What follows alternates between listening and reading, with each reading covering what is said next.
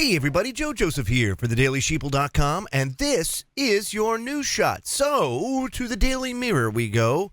Over in the UK, they say from Kansas to New Zealand to Hawaii, where billionaires are buying homes to escape the apocalypse. Why? Billionaires are going bunkers over the apocalypse, if you will. And Peter Thiel, the billionaire behind PayPal, is among the tech titans, looking for a good place to go in the event of an apocalypse.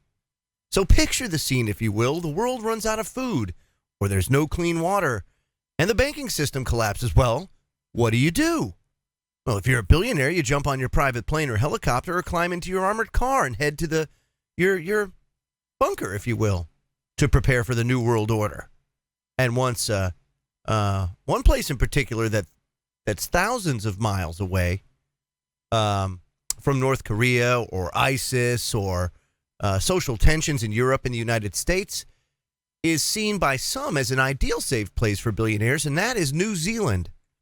Now, anybody living in New Zealand probably has seen the influx of these billionaires, but Peter Thiel, the billionaire behind PayPal and other venture capitalist ventures, if you will, is among those people who see New Zealand as a good place to go in the event of an apocalypse, so much so that he bought a $13.5 million, 193-hectare section of shore of Lake Wanaka, although the only building there at the moment is a barn.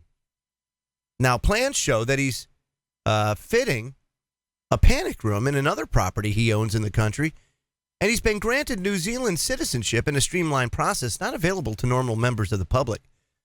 A rough and ready description of the attraction of New Zealand came in the New Yorker magazine last year, with LinkedIn co-founder Reid Hoffman suggesting the country had become shorthanded for apocalypse insurance in Silicon Valley.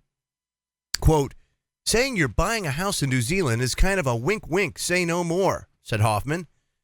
Once you've done the Masonic handshake, they'll be like, oh, you know, I have a broker who sells old ICBM silos. And by the way, they're nuclear hardened. And they kind of look like maybe something you'd be interested in living in.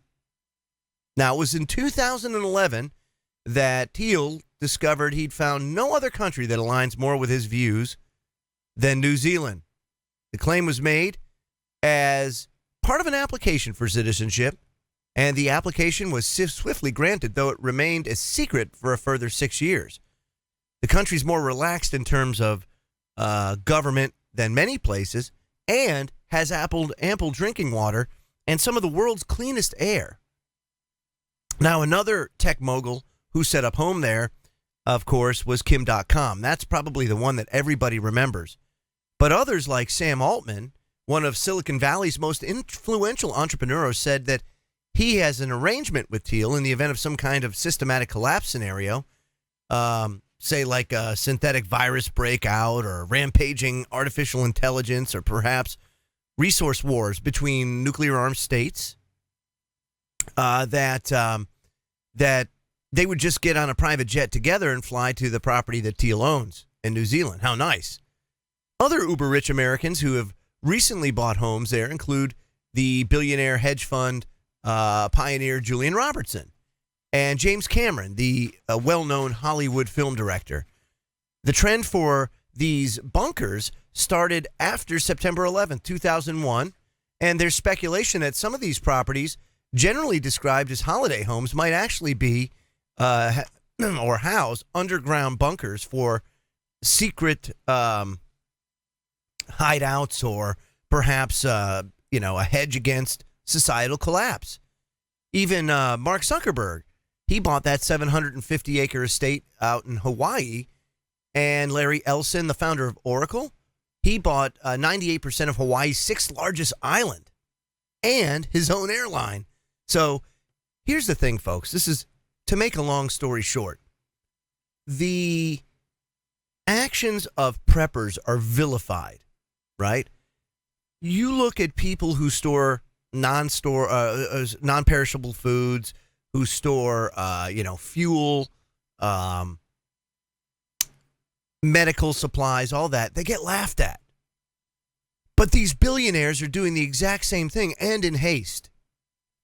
So you have to wonder, what is this sense of urgency with these people of means that they're willing to go that far to buy 98% of an island and their own airline to get there, for there to be that much of a sense of urgency? How is it that, and I can tell you why it is. Think about it. Most of us have dealt with it when we went to school. And that is, society is institutionalized. When you go to school, it's cool to be stupid. It's cool to run with the crowd. If you run outside that crowd, if you're a black sheep, you're a nerd. If you're smart, or perhaps, you're not, you don't participate in the cliquish thing, so you're vilified in one way or another. It's basically a toned down version of prison culture is what they teach you. But what happens is that bleeds over to the outside. So when you do your due diligence in your research and you say, holy cow, all of these billionaires are buying up these bunkers and these properties, and they're putting away food and medical supplies and alternative energy, all this kind of stuff. If they're focused on that, maybe I should do it. And what happens? Well, because you're an outlier, because you don't go with the crowd, well, you're vilified. You're looked at as a black sheep. We deal with it. My wife and I deal with it with regards to my kids' education. Why? Because we don't go mainstream. We don't want to send our kids to public school. We don't want to go down that road of cookie cuttering our kids' development, because we know it's detrimental to them. Not to mention, we know the environment that they would be in and how that is counterproductive to a critical thinking individual, something that's sorely needed in this world and something that is sorely lacking in the future, because more and more people come out ill-prepared for adulthood once they reach that age. So these are things that we have to think about as we make decisions to go and prep or do whatever. But look at this. I mean, all these billionaires. The Bush family buys 1,000 acres down in Ecuador over the largest aquifer in that area. Why? What's the sense of urgency? Why do you need that? And, what's their reasoning behind it? And the only thing I can think of, in all honesty, is that they see something coming that most don't.